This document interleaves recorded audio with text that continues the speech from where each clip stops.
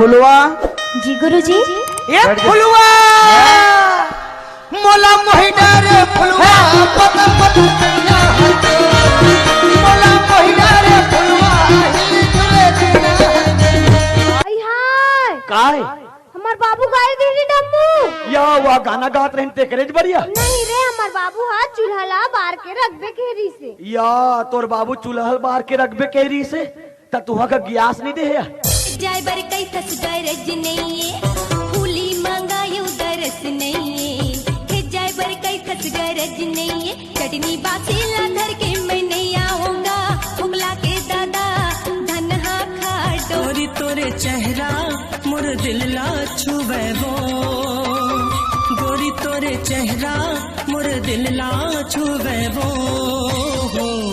मोला बैहा बनाए वो गोरी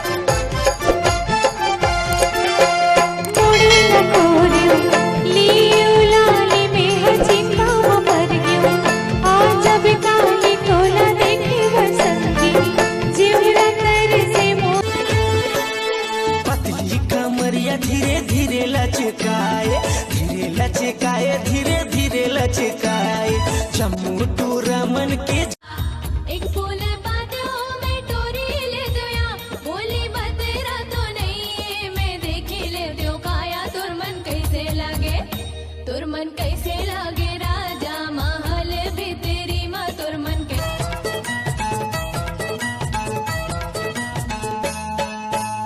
और नैना माँ का जादू है वो बैहा मुला बना दिए ना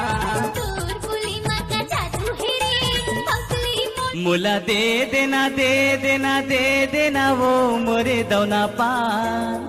तोर दिल में मुला जगह दे देना वो तो लाते से